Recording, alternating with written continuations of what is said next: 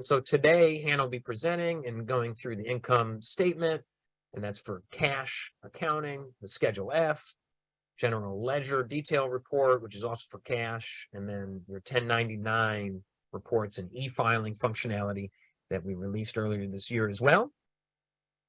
And so with that, I will hand it over to you, Hannah. Thanks, Zachary. Good morning, everyone. My name is Hannah Everett, and I'm one of the sales account managers here at Traction. As Zachary stated, we'll be going through those items today and trying to just show some helpful pieces as you go about this tax season. So hopefully at this point you can see my screen okay? Yes, we can. Okay, and we'll just sort of walk through that agenda. We'll leave plenty of time at the end for questions, so we want to make sure we get those answered. As Zachary said, you can always feel free to unmute or type into the chat box, and we'll keep an eye on that as we move through this morning. So right now you can see that I'm logged into my account. I'm under my accounting tab, and I've gone down to the reports. If you've not had a chance to check into your reports recently, you'll see that we've made some changes likely since the last time that you've logged in. But once you go ahead and expand these views in here, you can see that I've got my balance sheet still, which has always been there, as well as the income statement, and now a general ledger detail report. So these are some that we'll be looking at today. If we go ahead and pop into our income statement first, we can see that it's automatically going to pull in what we had as our last income statement. So again, if you're running multiple entities, one thing you'll want to double check is that you've got the correct entity selected for the report that you want to view. This is a simple fix. If I've got 3 entities and I want to run a complete income statement for all of the cash in all 3 entities, I can change that there. I can also check my date range here. So I can see right now I'm not getting the very end of the year for 2022. So I would want to go in and change that to make sure that I get a full year's worth of data into this particular income statement sheet. I can, however, change these by week, month, and year as well. And I can always adjust my start and end date. So there is some flexibility in that way when we're generating all of these reports. So if I click apply there, I also need to go ahead and update this report because I'm not seeing that change yet. So now I have it updated. I've got all 3 of my entities at the top, and I've got the correct date range. And I can see that those totals have changed and shifted down below. So now I'm seeing all of my revenue listed as well as my expenses, and I'm getting that net income statement as well. Now, as with nearly all of our reports, anything that is underlined is linked. So if I wanted to see, okay, I'm not quite sure where this crop hauling expense came from, I can always click on that and it will take me to that entry in my account register. So that's an easy way to go in and just double check any of those expenses or income that are listed. And that way you know for sure that everything is going into the correct category. If I hop back, I go right back into my report. Again, I can always customize this by taking it out of that date range. I could also just run anything for the current month, or I could go the previous month as well. If I just want to see a January report, I can switch that. Whoops. Switch that as well, just so I can see something a little more concise, maybe only for one entity, and I just want to run that to see where I'm at in this particular month. So I can do that as well. At the bottom of all these reports, you have a print feature and as well as an export feature. So those are always listed at the bottom, and that way you can run multiple reports and save them to your desktop or send them if you need to. Any questions on that income statement report or anything that we can go back over before we move on? Feel free to unmute yourself or type in the chat or QA tool. I might have missed, but how do you print the detail for your accountant? In terms of just the income statement, or are you jumping ahead to general ledger details? The income statement at this point. Income statement. Yep. So you just simply do the print button here at the bottom.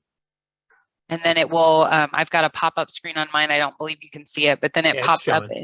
Okay. You've got, then you just select your printer and you can print that. Well, the underlying detail of those accounts is what I'm getting at. Oh, I see. So Yeah, in that, oh, go That's ahead, from the Zachary. general ledger Yep. report. That'll show you the details of the individual transactions based on account. Okay, thank you. Yep. Let's just jump into that. That's a great segue, Keith.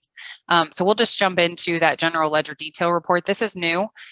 So some of you, if you haven't been into your account, this would be one that you'd want to check out. So again, we've got the same selection process up here. So if I want to run these for all 3 of my entities, or I only want to see for one of them, again, I'm selecting my date range here and applying that. And then I can go ahead and update that report. Here's where I'm going to see all those details that we were talking about of each of those transactions. So I can see my beginning balance coming in. And then this is running for 2023. Oh, I selected that. I want to go back a year. So I'm going to run January 1 of 22 to December 31st. There we go. So let's switch this. So this will look a little bit different. So here I've got that beginning balance that I started 2022 with. Here are all of those details within that account register. So here I can see that they're lined out based on account types. So I can see any of the transactions that I put into those account types. Obviously, I've got some details missing here, so I could always go back in and edit those to make sure that everything comes in the way that I want it to. You'll see here that I've got the description in the first part of the line, and then what I often do when I'm in my account register is that I copy and paste the exact same thing into the memo. And so that's what you're seeing here, why these are double lined. So this would have been the description on this fungicide entry, and then I put it as evening out inventory in the memo of that particular transaction. So that's what you're seeing there. So it's not duplicating anything. It's simply just including that if I've got it included. So I can scroll down through here, and here's where you're going to see all of those transactions that you could then, again, export or go into that print feature. And you may have to just adjust your printing to make sure that you're getting all of the line items the way that you want to. And you could always switch this into more of a landscape view to get it a little bit longer to include anything that would be a long memo that you might have put in there. Good question. Hannah, you can just show that you can print to PDF also. So if you want to give a PDF to your accountant, you can switch that over to PDF, Yep. Save as a PDF, and then you can email over as a PDF. It's often convenient. Yep.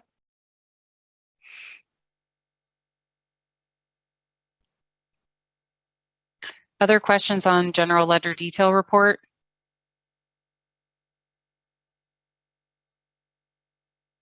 Those beginning balances, they'll zero out when you have a year-end function. Yes, that's the plan. Yeah, today it's driven by date. I think that was Gordon, was it? So, obviously we're using that date range at the top to get the detailed content there. Okay. Other questions on general ledger before we move into Schedule F?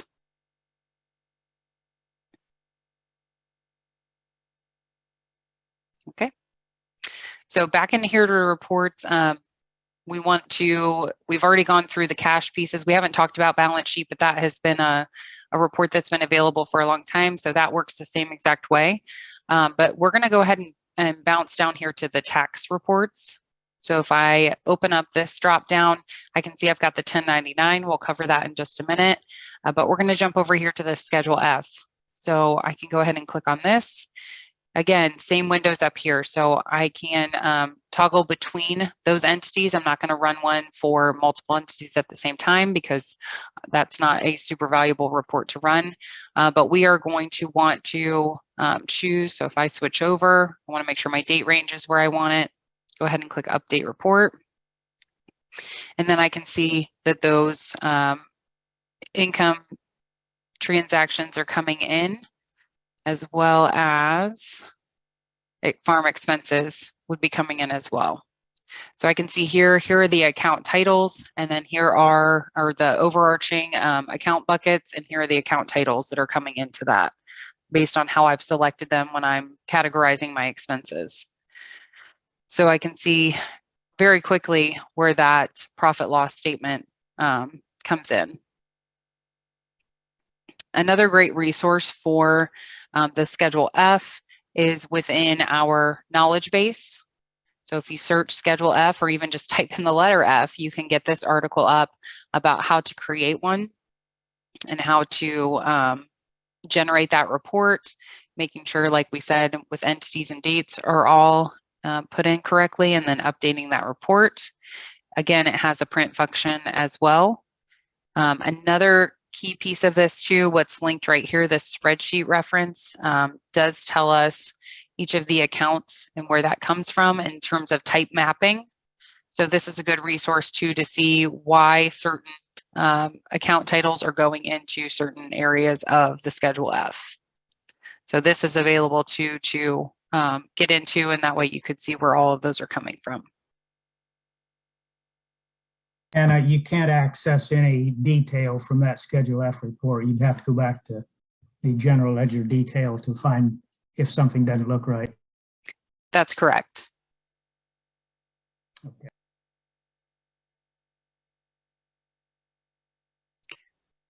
Good question. Others on Schedule F?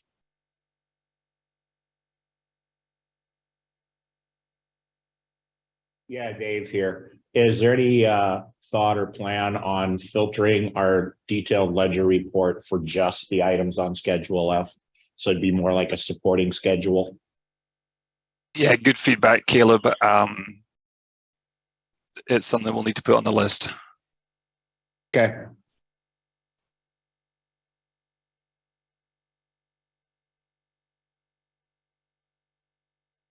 Other questions here before we jump into 1099s?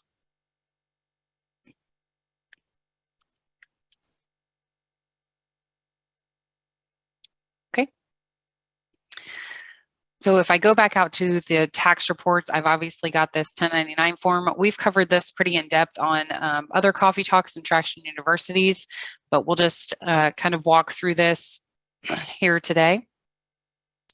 So one of the first things that you'll need to do in order to generate a 1099 is to actually integrate with Tax 1099, which is the third party that we are going through to do all of the e-filing for these 1099s and to have them generated if you so choose. So to do that, the first piece that will come up is to actually go in and create that integration. So you'll have to go in and sign up for an account.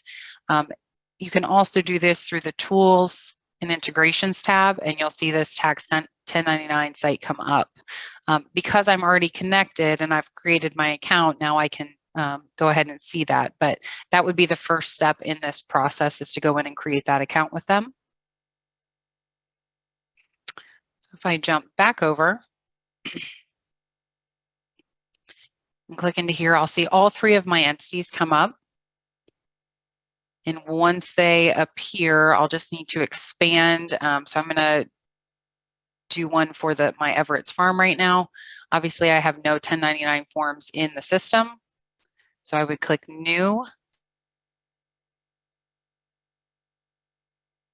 And it's going to take me into go ahead and put in that information. And sometimes it does take just a minute, but now I can see that I'm in. I would make sure that my taxpayer ID number is in. And then here's what gets a little bit confusing. So within your contacts, there is a toggle at the expanded More tab where you would put in their address and phone number, where you can select if they're a 1099 contact. If you have that selected, I would toggle this on so that way I'm not seeing all of my contacts. I'm only seeing the ones that have that toggled on. If I untoggle that, I get all of my contacts that I have in my system. So just something to kind of ease this process if you've got that already going. So I can click on my 1099 contacts. I'll just pick this Denison Farms. I have their address in. I also have their tax ID number in. And I've made sure that that's correct. I can edit these at any point in time though. This will actually take me into the contact.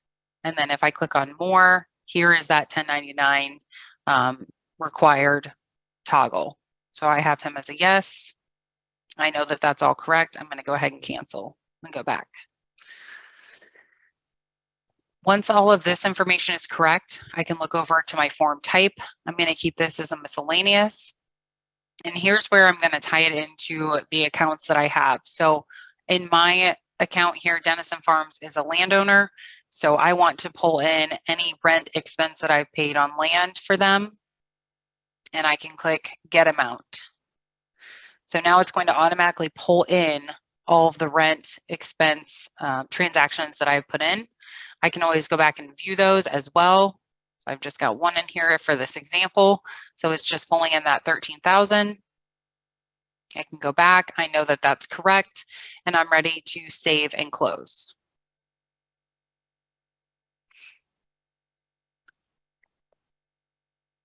And it does take just a minute here.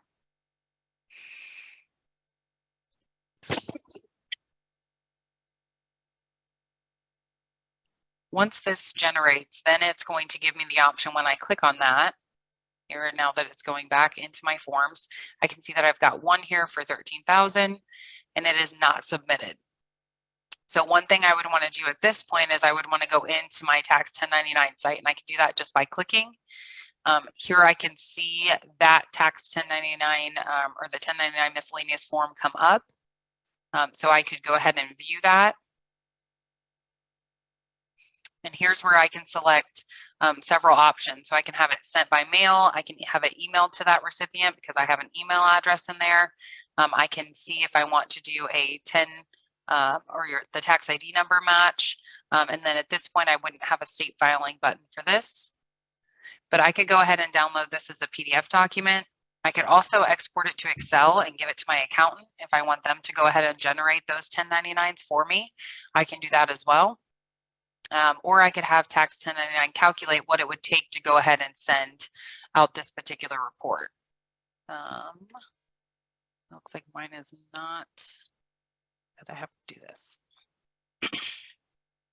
Nope. You'll also have to check the one on the line. There Sorry. we go. Yeah, no worries. Okay, so here's what it would cost me, $5.74 to go ahead and do all of these items within tax 1099. And to go into this with a little bit more detail, I'm going to go ahead and hand it over to Zachary, and he can kind of talk through on the tax 1099 site what all of the different intricacies are and answer questions on that. So Zachary, I'll hand it over to you. Thanks, Hannah. Yeah, just give me one moment to get that pulled up here. In that, yeah, any questions while we're bringing that up of about 1099s? I have a question. Yeah, go ahead. That TIN match, Mm-hmm. when you click on that, does that just, is that checking the IRS to make sure that we have the right TIN number in there? Is that just a, Yeah, it's verifying that it does match. okay. Yeah, Okay. just knowing that that can be an issue for some people, especially if you're doing a first time Okay, 1099, and that is a service that they offer through that. all right. I wish I should have done that, but that they'll let me know if I'm wrong. Yeah, no, one great thing too, and I'm glad that you brought that up. So Hannah was going through, it'll be easier just to walk through the KB article that we have on it. So once you review and get everything selected for Yeah. the 1099, as Hannah walked through, you got lots of options. So you can calculate the total fee. So maybe you want to do a certain way. Maybe you want that tin match on some, but not others. We'll get it all calculated. You can Mhm. also, the sum all box is nice too. So if you know, for instance, if you're just generating rent 1099s and you know the total amount you paid, you can verify that that amount's right, because that'll show you all the different amounts on the 1099s and what they equate to for that particular entity. And then you can also edit. So if you have a more complicated 1099 and you need to add some additional fields to it, you can do so by editing any of those 1099s and then updating the appropriate fields. We Mhm. will note that does not back pull into Traction. And so any changes that you're making in tax 1099 just live in tax 1099. So if you want things to be updated, maybe the name or address or whatever you see, it'd be best to delete that 1099 and regenerate it back through Traction. And then what you were referring to, once you get everything submitted through tax 1099, they have some great reports. So you can see both the submission history at the IRS level, and then if any of your 1099s are going to a state that requires that they file with them as well, you can also see a state submission report. And then from there, you can also see the different types of reports right on their particular website, Tax 1099. They show you all the different fields where it's a quite verbose, detailed listing. So you can see everything from the submission date, your reference numbers, statuses. And so that's why you would see maybe it was rejected because the TIN didn't match. That would be in the status information for that submission history. And then the same thing at the state level. So you get some great accountability when you submit those. And then, yeah, really anything else that you're doing in Tax 1099 is covered inside our KB article, and that is available directly from the question mark icon inside the app. Anything else on 1099s?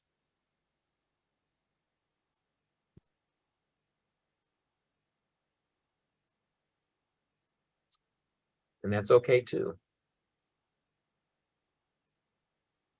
Hannah, you want me to send it back to you? Or was that the last report? The only thing I had left on the agenda was to sort account register by vendor, which, give me just 1 second here. I can pull mine back up. I might not have as great of a demo account, but I could show similar. You were just talking about filtering by payment and then a vendor. Yep. If you want to go ahead and do that. Yeah. I'll let you walk through it if you want. Yeah. So inside what Hannah's referring to, inside the account register, we have these filters at the top. Obviously, you can filter by date. You can also filter by transaction type. So I'm in a credit card right now, so some of those phrases are changed here. But if you're in a checking account, you also have the verbiage will be updated for the checking accounts, so deposits and payments.